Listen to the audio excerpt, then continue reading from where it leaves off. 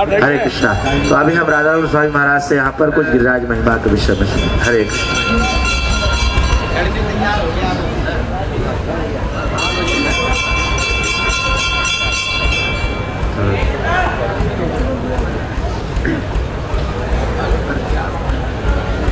हरे कृष्ण।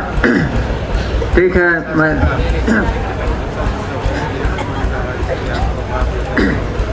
हरे कृष्ण।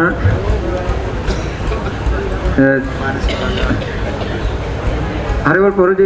लेकिन मैं बोलता हूं तो हमारी अपेक्षा रहती है कि दूसरे न बोलें, और हमारे पीछे से किसी प्रकार की आवाज़ होती है तो हम नर्वस हो जाते हैं, कुछ बोल नहीं पाते।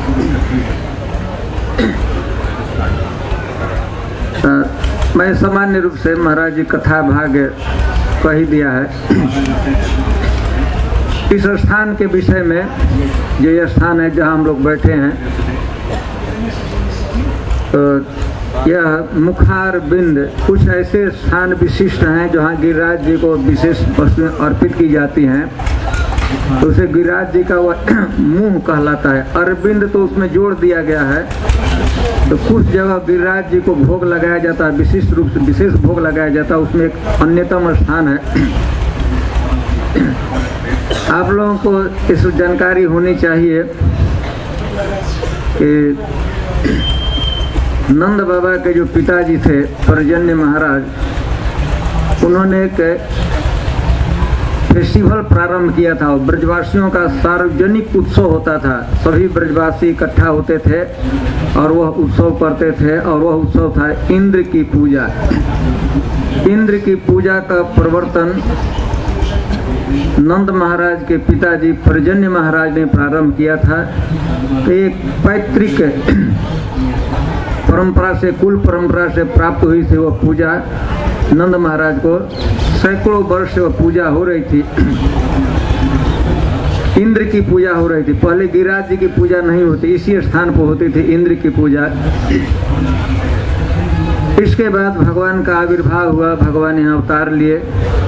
भगवान भी कम से कम 6 वर्ष तक, पहला वर्ष तो कोई मतलब नहीं होगा, 2 महीने 3 महीने के थे तो, लेकिन फिर भगवान 5 से 6 बार तक उस इंद्र की पूजा में भाग लिए थे। स्वयं माँ यशोदा कृष्ण को भी लाती थी, इंद्र की पूजा होती थी, भगवान भी उसमें शामिल होते थे। जिस समय भगवान का उम्र 7 वर्ष का हुआ, भगवान 7 वर्ष के थे, तो उसी समय भगवान ने गिरिराज जी की पूजा को, इंद्र की पूजा को बंद कराए और गिरिराज पूजा का प्रवर्तन कराए। तो इस पूजा को, गिरिराज जी की जो पूजा होती है, उसको, उसके प्रारंभ करने वाले कौन है? स्वयं भगवान है। और इसके बाद पूजा के बाद में इष्टदेव प्रभु, हरिबोल। इष्टदेव प्रभु कहाँ? इष्टदेव प्रभु, थोड़ा शोर हो रहा है, गन्ने की मशीन थोड़ा दूर कराइए। और पूजा के बाद में भगवान ने ही कहा कि सबको गिरिराज जी की परिक्रमा करनी चाहिए। तो परिक्रमा की जो परिपाटी है, परिक्रमा की जो परंपरा है, इसको भी स्वयं भगवान ने प्रारंभ किया। यद्यपि कि प्रथम बार स्वयं भगवान गिरिराज जी की परिक्रमा उस विधि से नहीं कर पाए, ट्रेडिशनल विधि से जिससे हम लोग करते हैं। भगवान छोटे थे, बाल लीला करते थे, लीला अभिनिवेश था। तो भगवान और जो ब्रजवासी लोग तो पैदल किए थे, लेकिन भगवान बैलगाड़ी से परिक्रमा किए थे। और जो वृद्ध लोग थे, वृद्ध स्त्रियां थीं, वृद्ध लोग थे, वो लोग भी किसी वाहन का सहारा लिए थे, अन्यथा सब लोग परिक्रमा किए हुए थे। तो इस परिक्रमा की परिपाटी को, परिक्रमा की परंपरा को स्वयं भगवान प्रारंभ किए। इसके अतिरिक्त स्वयं वही भगवान कृष्ण जब चैतन्य महाप्रभु के रूप में आए, और भगवान चैतन्य महाप्रभु जब ब्रज में आए, तो भगवान चैतन्य महाप्रभु भी गिरिराज जी की परिक्रमा किए, गिरिराज जी का सम्मान किए। इसके अतिरिक्त जिस पथ पर, जिस रास्ते पर आप लोग चल रहे हैं, हम लोग चल रहे हैं, उस रास्ते का सौभाग्य है कि बड़े बड़े आचार्य लोग रूप गोस्वामी इसी रास्ते पर चले हैं, सनातन गोस्वामी बार बार चले हैं, रघुनाथ दास गोस्वामी, सभी गोस्वामीगण, विश्व के जितने मूर्धन्य विद्वान, जितने बड़े भक्त हैं, उनकी अभिलाषा अवश्य रहती है कि गिरिराज जी की परिक्रमा कर ले। यह गिरिराज जी का गौरव है, बहुत महत्वपूर्ण कार्य है कि हम लोग परिक्रमा कर रहे हैं। परिक्रमा के बीच में कतिपय स्थान आते हैं जो हम लोग स्थान पीछे छोड़ कर आए हैं। मैं थोड़ा उसके विषय में कहता हूँ। तो मानसी गंगा का आपने आचमन किया, आपने दर्शन किया, और मानसी गंगा के तट पर ही भगवान का श्री विग्रह, हरिदेव जी का श्री विग्रह का आपने दर्शन किया, मंदिर का दर्शन किया। हम लोग परिक्रमा के क्रम में इसको बार बार बातें कहते रहे हैं। भगवान कृष्ण के प्रपौत्र, भगवान के पुत्र थे प्रद्युम्न, प्रद्युम्न के पुत्र थे अनिरुद्ध, और अनिरुद्ध के पुत्र थे वज्रनाभ। तो भगवान के प्रपौत्र हैं, ग्रेट ग्रैंडसन। तो वज्रनाभ ने यहाँ पर अनेक महत्वपूर्ण मंदिरों की मूर्तियों की स्थापना की। उसमें से 4 जो मूर्तियां हैं, जिस अंत में देव शब्द आता है, भगवान के श्री विग्रह है, बहुत महत्वपूर्ण समझे जाते हैं। तो हम थोड़ी सी चर्चा किए हैं पहले। वज्रनाभ जी ने वृंदावन में गोविंद देव की स्थापना की थी। गोविंद देव जो रूप गोस्वामी के वर्शिपेबल डिटी, रूप गोस्वामी जी आराधना की बात परवर्ती काल में, तो वृंदावन में गोविंद देव और मथुरा में भगवान के जन्म स्थान पर उन्होंने स्थापना किया केशव देव जी का। आप लोगों ने जो परिक्रमा कर रहे हैं, आप लोग दर्शन किया। बहुत मनोरम, अतिशय मनोरम मूर्तियों में से वह है केशव देव। तो वृंदावन में गोविंद देव, मथुरा में जन्म स्थान पर केशव देव, और यहाँ पर गोवर्धन में मानसी गंगा के तट पर वज्रनाभ ने स्थापना किया हरिदेव जी का, जिसका दर्शन किया। और अंत में परिक्रमा के अंत में, परिक्रमा की लगभग समाप्ति होने होगी तो हम लोग जाएंगे दाऊ जी, तो वहाँ पर उन्होंने स्थापना किया बलदेव। तो 4 जो श्री विग्रह हैं बहुत महत्वपूर्ण समझे जाते हैं। गोविंद देव, केशव देव, हरिदेव और बलदेव। दाऊ जी इंटेंशनली बलदेव कह रहे हैं, बलराम भी कह सकते थे। मानसी गंगा के विषय में कि भगवान ने अपने मन से गंगा जी को प्रकट किया। यहाँ पर एक प्रसिद्ध गंगा, विश्वविख्यात गंगा जो भगवान के चरणों से निकली हुई हैं, हम लोग जानते हैं। यह जो गंगा जी हैं, भगवान ने अपने मन से इसको मैनिफेस्ट किया। कल हम लोग चर्चा कर रहे थे, भगवान अनेक असुरों का वध किए, उसमें 2 असुर गाय के रूप में आए थे, वृषभ के रूप में आए थे। एक तो अरिष्टासुर था, वृषभ बड़े बैल के रूप में, और एक था वत्सासुर, वत्स के रूप में, छोटा सा बछरू तो काफ के रूप में आया था। तो उसका वत्सासुर का वध है भगवान ने किया था। वो हम लोग जाएंगे परिक्रमा के क्रम में भद्र वन में, जमुना जी के पूर्वी तट पर वह वन है, वहाँ पर भगवान ने वत्सासुर का वध किया था। बाद में इस क्षेत्र में जब भगवान रात्रि के समय आए रास क्रीड़ा करने के लिए, अथवा सभी ब्रजवासियों में फैल गया कि कृष्ण ने एक वत्स का, काफ का वध किया है, गाय का वध किया है। तो बड़े सब लोग चिंतित हुए, ब्रजवासी लोग सब चिंतित थे, गोपियाँ चिंतित थे कि भगवान ने गाय की वत्स की हत्या कर दी, मार दिया। यद्यपि वो असुर था, लेकिन फिर भी वह धर्म का प्रतीक होता है वृषभ, उस रूप में वह था, उसका हत्या किया। तो सबने कहा, ब्रजवासी लोग, गोपियों ने सबसे कहा कि आपको सभी तीर्थों में स्नान करना चाहिए इस पाप के निवारण के लिए। यद्यपि कि वह असुर था, बात सत्य है, आपने असुर का वध किया, फिर भी वह वृषभ के रूप में, वत्स के रूप में था, इसलिए इसका पाप का प्रायश्चित अवश्य होना चाहिए। तो भगवान से आदेश था, भगवान को अपेक्षा थी कि सभी तीर्थों में जाएंगे, स्नान करेंगे और फिर वो पवित्र हो जाएंगे। तो भगवान ने तीर्थों में सबसे तीर्थ श्रेष्ठ तीर्थ गंगा जी मानी जाती हैं, तो भगवान ने गंगा जी को यहीं अपने मन से प्रकट कर दिया। यह मानसी गंगा, तो वह मानसी गंगा है।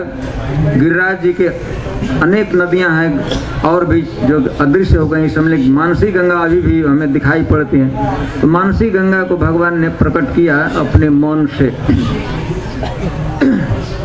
वह तो प्रसिद्ध गंगा है ही, जो चरणों से निकली हुई हैं, एक उसे भी ज़्यादा महत्व है, ज़्यादा पवित्रता इस महत्व दिया जाता है, पवित्रता को दिया जाता है मानसी गंगा को। भगवान की वह नौका विहार की स्थली है, बहुत बार भगवान की वहाँ पर लीलाएं हुई हैं। उसी के तट पर आप लोग जानते होंगे ब्रज में कुछ सिद्ध महात्मा हुए हैं। एक महात्मा थे, साधु थे, महात्मा थे, सिद्ध महात्मा, कृष्णदास बाबा जी नाम था। एक बार वो गंगा जी के तट पर मानसिक ध्यान कर रहे थे, भगवान की लीला का चिंतन कर रहे थे। तो चिंतन के क्रम में वह सोच रहे थे, वह लीला चिंतन कर रहे थे कि श्रीमती राधा रानी और गोपियाँ उसमें मानसी गंगा में स्नान कर रही हैं, और स्नान करने के बाद कुछ विशिष्ट आभूषण श्रीमती राधा रानी के वो पानी में गिर गया, डूब गया। तो ध्यान कर रहे थे, तो उनको लगा ध्यान में लीला का चिंतन कर रहे हैं तो महत्वपूर्ण आभरण है, आभूषण उसको लाना चाहिए। तो कृष्णदास बाबा जी महाराज मानसी गंगा में कूद गए, ध्यान में ही कूद गए, और कुछ समय तक पता नहीं लगा, डूबे रहे। और फिर वो जो आभूषण था श्रीमती राधा रानी के चरणों का, जहाँ पर आभूषण था, तो लेकर बाहर आ गए। तो ऐसे वह मानसी गंगा का जो स्थान है, भगवान की नौका विहार की विशिष्ट लीलाएं हैं। अनेक भगवान की नौका विहार की लीला है, वहाँ पर होती है, अतरंग लीलाओं का स्थान है, तो मानसी गंगा है। और मानसी गंगा के तट पर हरिदेव जी का श्री विग्रह है। यह परंपरा है, जो भी भक्त लोग परिक्रमा करते हैं तो प्रायः वे मानसी गंगा में स्नान करते हैं, आचमन करते हैं, दर्शन करते हैं, स्पर्श करते हैं। इसके बाद हरिदेव जी का दर्शन करते हैं, और दर्शन करने के बाद परिक्रमा को कंटिन्यू रखते हैं। जहाँ से वो परिक्रमा प्रारंभ करते हैं वहाँ पर उसका समापन होता है। तो हम इस विषय, यहाँ के विषय में कहना चाहते हैं, यह स्थान है जहाँ पर पर्जन्य महाराज ने इंद्र की पूजा प्रारंभ की थी। नंद बाबा अपने उस पैतृक परंपरा से प्राप्त उस पूजा को करते रहे।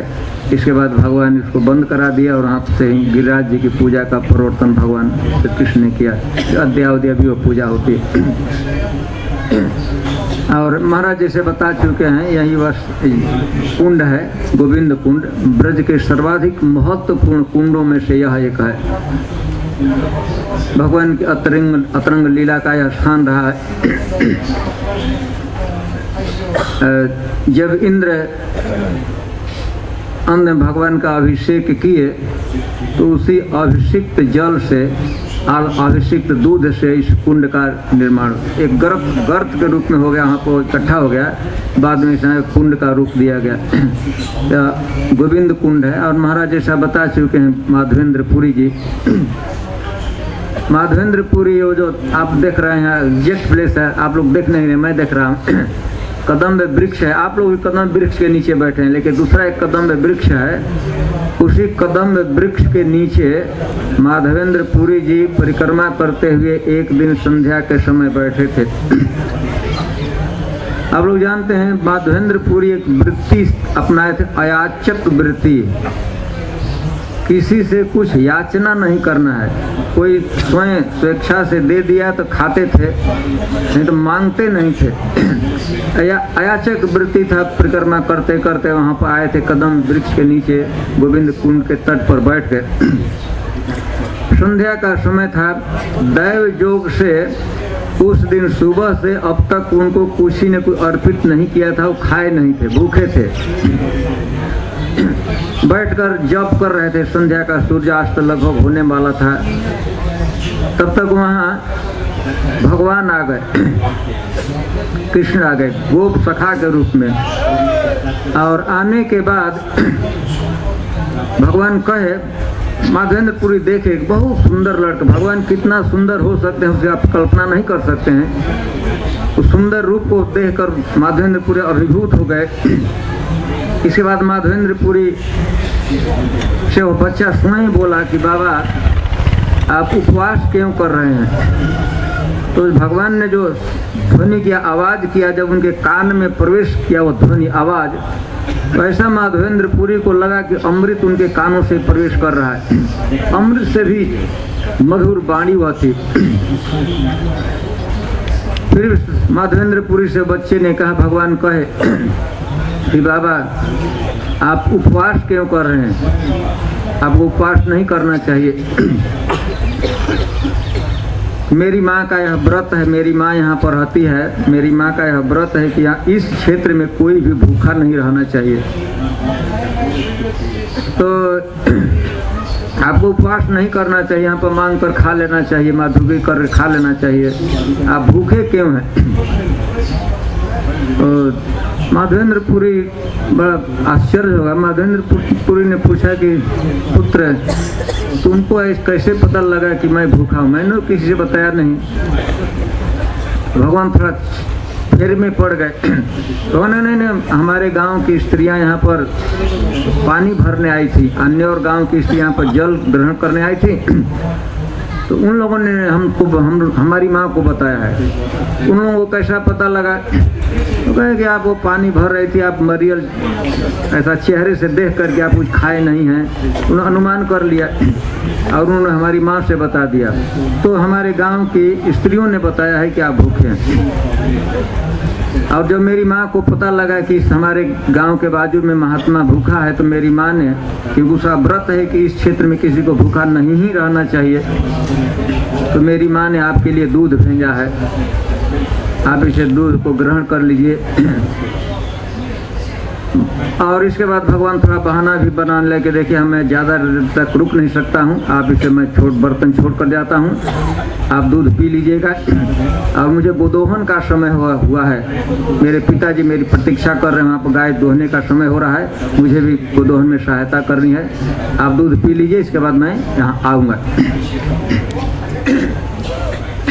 माधवेंद्रपुरी दूध पिए। पहले तो भगवान को देखे थे और सौंदर्य, दूसरा उनकी वाणी सुने थे, और इसके बाद जब दूध पिए तो तथाकथित स्वर्ग का अमृत उससे करोड़ों गुना उसमें ज़्यादा माधुर्य था, वो मधुर दूध था। माधवेंद्रपुरी पिए और पीने के बाद प्रतीक्षा करने लगे, वो बच्चा आएगा, प्रतीक्षा आएगा तो पुनः उसे मैं बातचीत कर सकूँगा, पुनः उसे मैं देख सकूँगा। तो बच्चा आया नहीं, भगवान आए नहीं। माधवेंद्रपुरी जप करते करते भोर हो गया, प्रभात का समय हुआ, उनको थोड़ी सी झपकी सी आई, थोड़ी सी नींद आई। उसी समय भगवान पुनः स्वप्न में प्रकट हुए, वही बच्चा जो उनको संध्या के समय दिखे थे। भगवान ने कहा कि माधवेंद्रपुरी मेरा श्री विग्रह यहाँ पर, श्री विग्रह का स्थान है यहाँ पर, हम लोग वहाँ पर नहीं गए, एकदम नज़दीक में है, भूमि के अंदर है। सैकड़ों वर्ष से मुझे बहुत ताप लग रहा है, गर्मी लग रही है, आप कृपा करके मेरा उद्धार कीजिए। और भगवान स्वप्न में ही उनको ले गए और दिखा दिया स्थान की किस जगह पर मेरी मूर्ति है। और दूसरे दिन माधवेंद्रपुरी जी ने तो ग्रामवासियों को, अन्य और के लोगों को बुलाया और उस मूर्ति को निकाला था। वही प्रसिद्ध मूर्ति है, गोपाल जी नाम है। अभी वह श्री विग्रह महाराज बताए कैसे यहाँ पट्टा पर माधवेंद्रपुरी ने स्थापित किया था, फिर चैतन्य महाप्रभु ने कैसे उसको दर्शन किया गांठोली गांव में। और परवर्ती काल में वही श्री विग्रह जो माधवेंद्रपुरी को प्राप्त हुई थी, वह श्री विग्रह अभी नाथ द्वारा में है। परवर्ती काल में वहाँ स्थापित कर दिया। तो हम संक्षेप में ये इस स्थान के विषय में कि यह बहुत महत्वपूर्ण स्थान है। ब्रजवासियों का वार्षिक उत्सव, सार्वजनिक वार्षिक उत्सव होता था, इसी स्थान पर होता था। इंद्र की पूजा होती थी और इसके बाद में यहीं पर गिरिराज गोवर्धन का ही परिवर्तन किया, गिरिराज गोवर्धन की पूजा होती। तो यह एक मुख्य भगवान को जो भोग अर्पित किया जाता है वह भी एक महत्वपूर्ण स्थान है। एक उस साइज में है, यह त्रिपुरा में भी है। गिरिराज जी का मुंह है, उसी को मुखार बिंद कहते हैं, केवल मुंह न कहकर, जैसे हम बताए ना।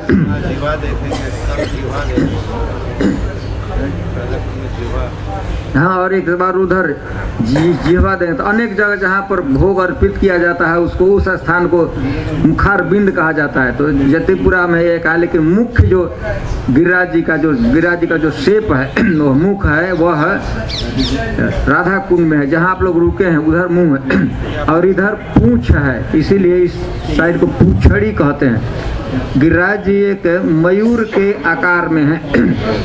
तो मयूर का जो पिछला भाग होता है पूंछ होता है, पूंछड़ी है, और अगला भाग फ्रंट का भाग गोवर्धन में। राधा कुंड और श्याम कुंड गिरिराज जी के नेत्र हैं। मयूर के जो जैसे नेत्र होगा तो मयूर के आकार में गिरिराज हैं, तो नेत्र हैं, और उधर उनका मुंह है। वहाँ पर एक, और जहाँ हम लोग रहते हैं, आप लोग निवास किए हैं, वो थोड़ा पतला है गर्दन, तो मयूर का गर्दन होता है, तो उस तरफ गिरिराज जी के गर्दन के आज बाजू में आप लोग रुके हैं।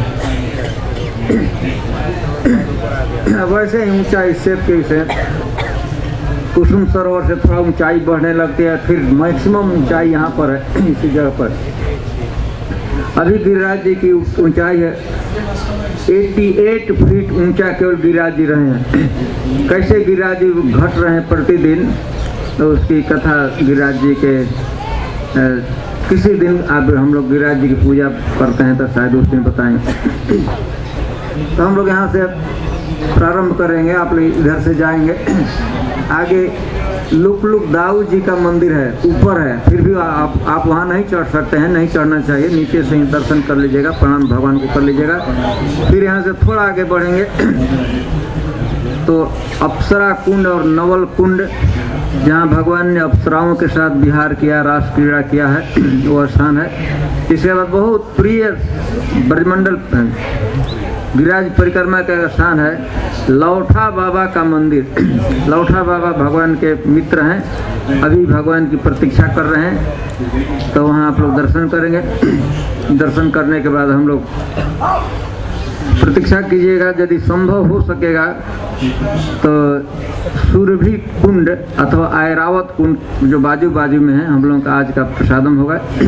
यदि किसी कारण से प्रसादम वहाँ नहीं पहुँचेगा तो यह भी डिसीजन लिया जा सकता है कि हम लोग पुनः और आगे बढ़ना पड़ सकता है। मौसम लगता है कि आज बहुत बढ़िया रहेगा, आज गर्मी की कोई परेशानी नहीं होगी।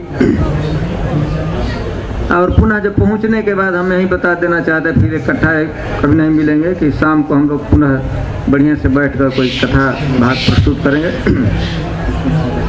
और इसके बाद कुसुम सरोवर में आप नज़दीक हैं, 10-15 मिनट के 10-15 मिनट का वॉकिंग डिस्टेंस है। वहाँ आपको यदि स्नान करना चाहते हैं, आचमन करना चाहते कर लीजिएगा। और कुछ लोग राधा कुंड का दर्शन है, आचमन है, तो आज ही सब लोग पूरा कर लीजिएगा। हरे कृष्ण। तो उसके आगे जो है